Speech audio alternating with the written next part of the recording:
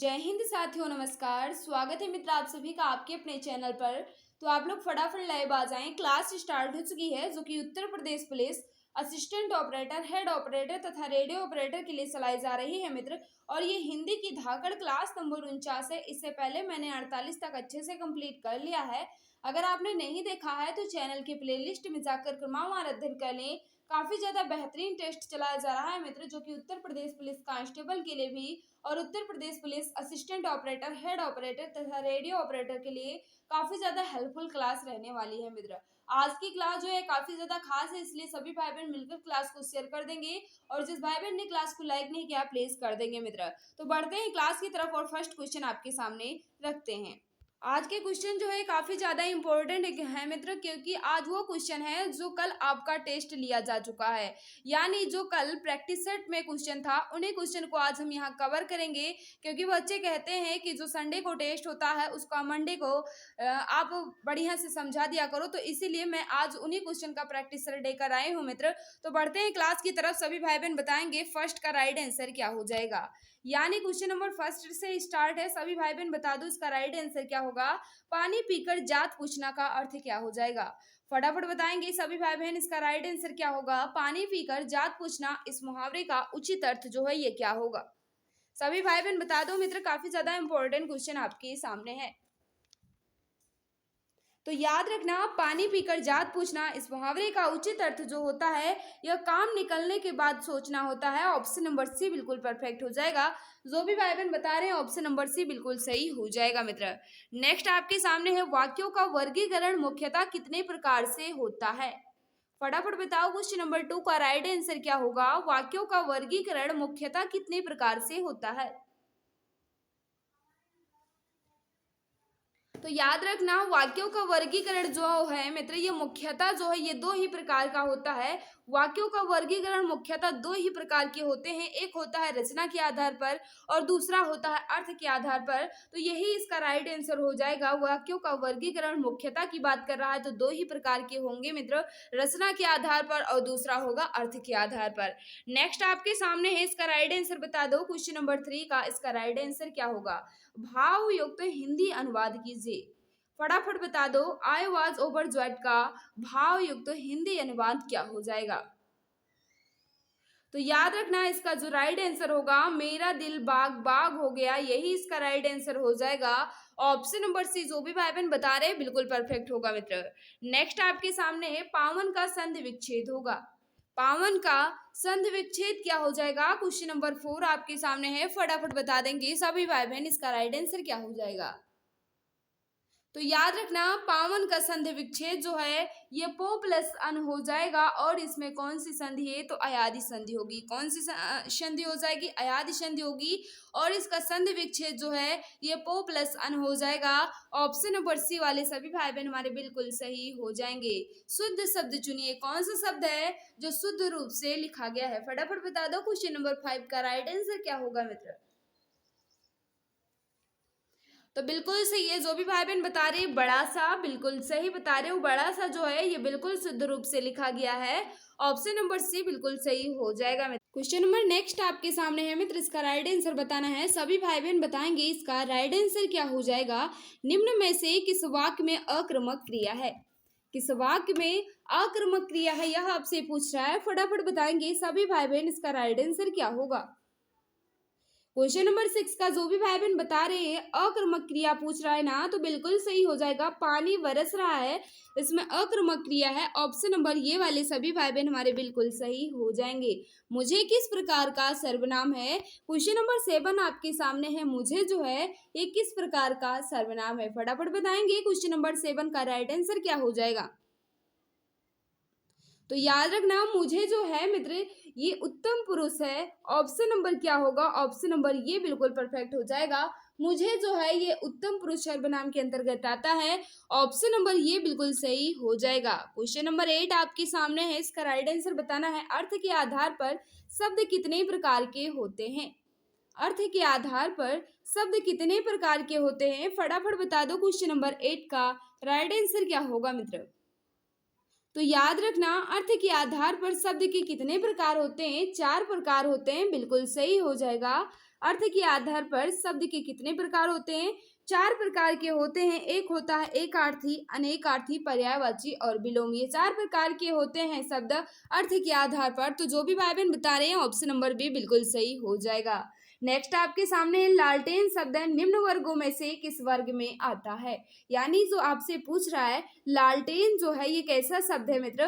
तत्सम है, तद्भव है, देशज है या विदेशज है? फटाफट बता देंगे। क्वेश्चन नंबर 9 का राइट आंसर क्या हो जाएगा? तो याद रखना लालटेन शब्द जो है मित्र ये विदेशज शब्द के अंतर्गत आता है। ऑप्शन नंबर डी बिल्कुल परफेक्ट हो जाएगी। नेक्स्ट आपके सामने है क्वेश्चन नंबर 10। इसका राइट आंसर बताना है। यशोदा में प्रयुक्त संधि का नाम है। यानी आपसे पूछ रहा है यशोदा में कौन सी संधि है? तो याद रखना यशोदा में कौन सी संधि हो जाएगी? इसका संधि विच्छेद देखा जाए तो यश प्लस दा हो जाएगा और इसका संधि विच्छेद जो किया जाएगा यशा प्लस दा होगा तो उसमें कौन सी संधि हो जाएगी? विसर्ग संधि होगी मित्र। राइट आंसर क्या होगा? Option number D. जो भी भाई बहन बता रहे बिल्कुल सही हो जाएगा। जो भी भाई बहन बता रहे विसर्ग संधि ऑप्शन नंबर सी बिल्कुल सही होगा मित्र। नेक्स्ट आपके सामने है क्वेश्चन नंबर 11। इसका राइट आंसर बताना है। क्वेश्चन नंबर 11 आपसे क्या पूछ रहा है? फटाफट बताओ इसका राइट आंसर क्या हो जाएगा? कुर्सी पर मास्टर जी बैठे हैं इस वाक्य में कुर्सी शब्द किस कारक में है? कुर्सी पर मास्टर जी बैठे हैं इस वाक्य में कुर्सी शब्द किस कारक में है? फटाफट बताओ क्वेश्चन नंबर 11 का राइट आंसर क्या होगा? तो बिल्कुल सही अधिकरण में पर हो जाएगा, अधिकरण हो जाएगा। जो भी भाई बहन बता रहे हैं अधिकरण बिल्कुल सही होगा। Right answer option number D बिल्कुल परफेक्ट होगा। नेक्स्ट आपके सामने है बहुव्रीहि समास का उदाहरण कौन सा है? बहुव्रीहि समास का उदाहरण कौन सा है? क्वेश्चन नंबर 12 आपके सामने है। फटाफट बता दो इसका राइट आंसर क्या हो जाएगा? मित्र जिस भाई बहन ने अभी तक क्लास को लाइक नहीं किया हम आपसे रिक्वेस्ट कर रहे हैं मित्र अगर क्लास आपको अच्छी लग रही है तो प्लीज क्लास को लाइक कर दिया करो। और जो भी भाई बहन हमारे साथ नए हैं मित्र चैनल को सब्सक्राइब कर बेल आइकन को प्रेस करना ताकि क्लास की नोटिफिकेशन आपको मिलती रहे। बहुव्रीहि समास का उदाहरण आपसे पूछ रहा है तो इसमें से चतुर्भुज में मित्र द्विगु समास भी है और बहुव्रीहि समास भी है। यानी चतुर्भुज में बहुव्रीहि समास भी हो जाएगा। अगर इसका समास विग्रह किया जाएगा तो क्या हो जाएगा? 4 भुजाओं वाले अर्थात विष्णु। तो इसमें बहुव्रीहि समास हो सकता है। ऑप्शन नंबर सी वाले सभी भाई बहन हमारे बिल्कुल सही हो जाएंगे। तिलक किस प्रकार का शब्द है?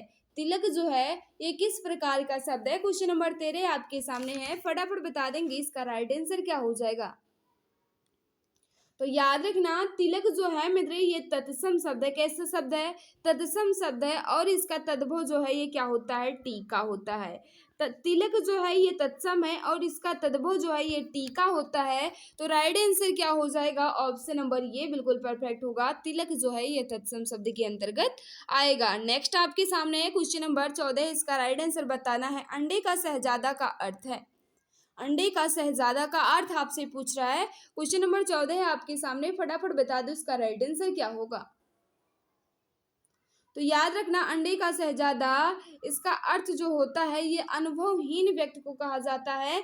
ऑप्शन नंबर डी बिल्कुल परफेक्ट होगा। जो भी भाई बहन बता रहे हैं ऑप्शन नंबर डी बिल्कुल सही हो जाएगा। क्वेश्चन नंबर 15 आपके सामने है। इसका राइट आंसर बताओ क्या हो जाएगा? प्रति उत्पन्न मत का अर्थ क्या होगा? प्रति उत्पन्न मत का अर्थ क्या होता है? क्वेश्चन नंबर 15 आपके सामने है मित्र। साफ नहीं दिख रहा है फिर भी वीडियो की क्वालिटी को बढ़ा लीजिएगा। तो बिल्कुल सही है। जो भी भाई बहन बता रहे हैं जो तत्काल सोचकर उत्तर दे सके उन्हें हम क्या कहते हैं? प्रति उत्पन्न मत कहते हैं। ऑप्शन नंबर डी बिल्कुल सही हो जाएगा। जो तत्काल सोचकर उत्तर दे सके उन्हें हम प्रति उत्पन्न मत कहते हैं। ऑप्शन नंबर डी बिल्कुल सही हो जाएगा। हड़ौती बोली है। हड़ौती बोली है जो किसके अंतर्गत आती है? तो याद रखना हड़ौती बोली जो है ये पूर्वी राजस्थानी के अंतर्गत आती है मित्र। ऑप्शन नंबर बी बिल्कुल परफेक्ट हो जाएगा। प्रेमचंद के अधूरे उपन्यास का नाम है। प्रेमचंद के अधूरे उपन्यास का क्या नाम है? क्वेश्चन नंबर 17 आपके सामने है। फटाफट बता दो राइट आंसर क्या होगा? तो याद रखना प्रेमचंद के अधूरे उपन्यास का नाम जो है ये मंगल सूत्र है। जो भी भाई बहन बता रहे हैं ऑप्शन नंबर सी बिल्कुल सही हो जाएगा। नेक्स्ट आपके सामने है। इसको बताना है विराम चिन्ह की दृष्टि से कौन सा वाक्य जो है ये बिल्कुल शुद्ध रूप से लिखा गया है? फटाफट बता दो।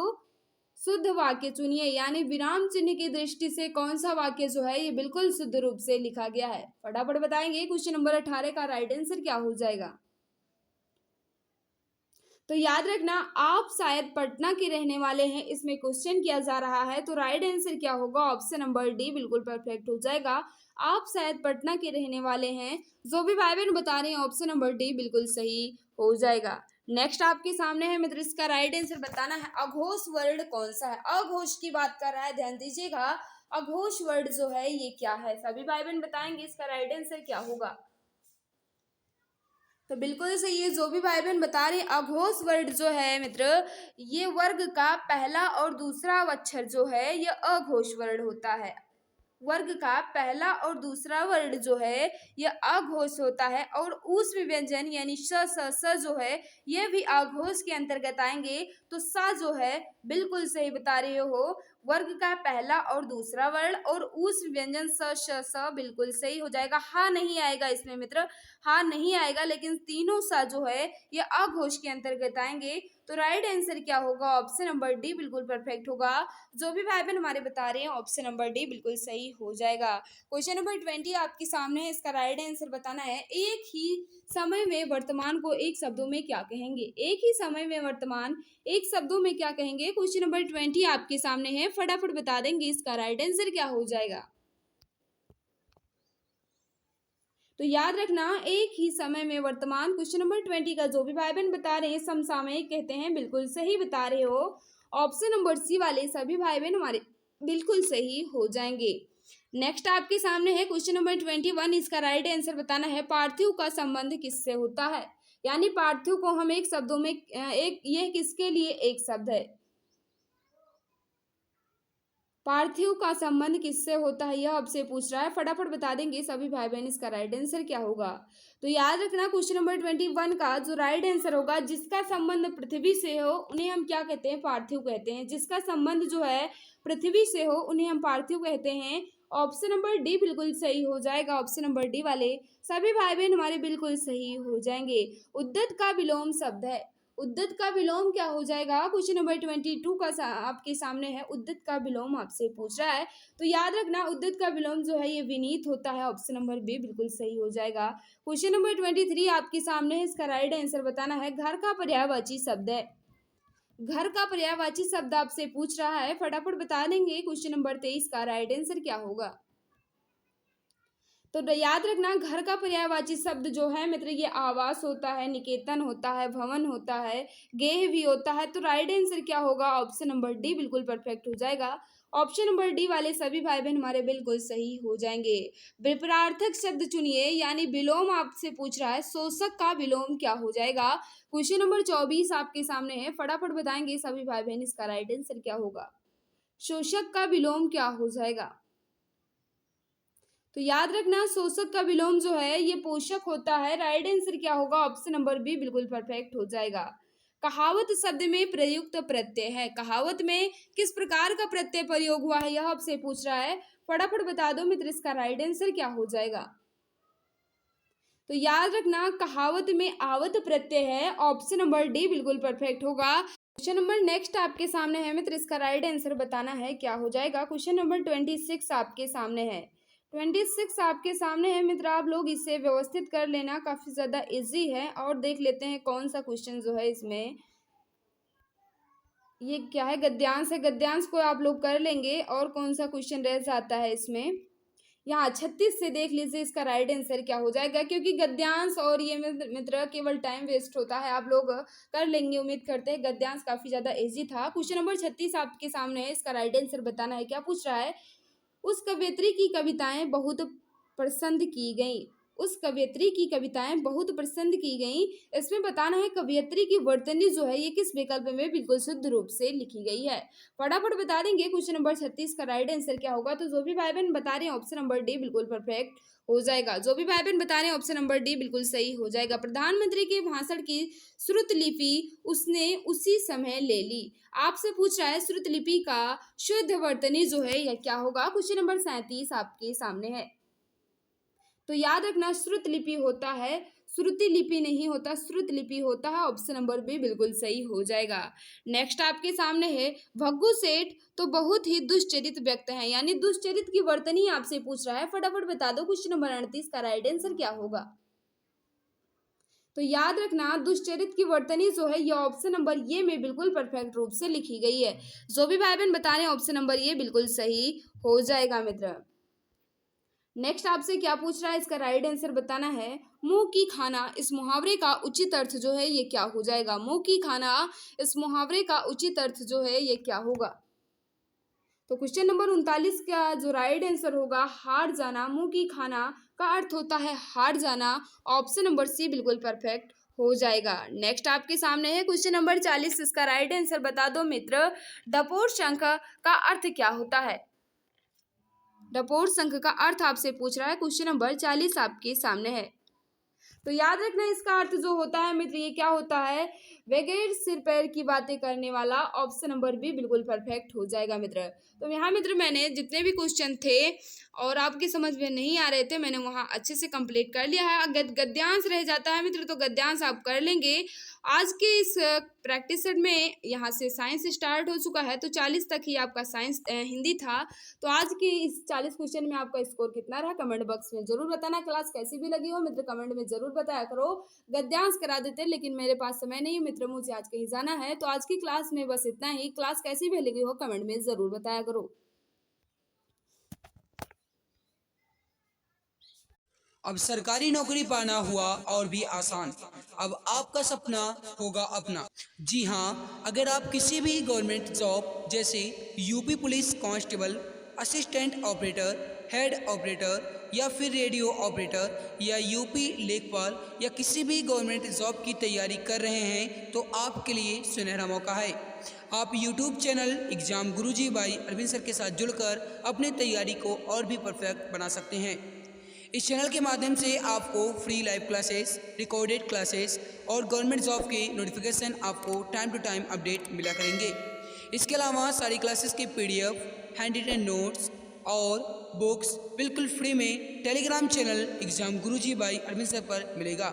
इसके लिए आप टेलीग्राम पर सर्च करें Exam Guruji by Arvind sir और फाइल वाले ऑप्शन पर क्लिक करके हर एक क्लास की PDF, हैंड रिटन नोट्स एवं बुक्स को बिल्कुल फ्री में पा सकते हैं।